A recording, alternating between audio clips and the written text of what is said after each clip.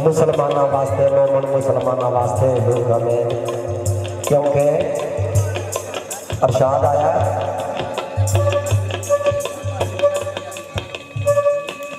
एक मरतबा दरूद पाक पढ़िया जाए ना, एक मरतबा अल्लाह की जात पाक 10 रहमत उस बंदे पे नाजल करते हैं। उस बंदे पे 10 रहमत जरा एक बारी दरूद पाक पढ़ता है तो अल्लाह की एक रहमत ही हो हाथ नहीं पाई जाती।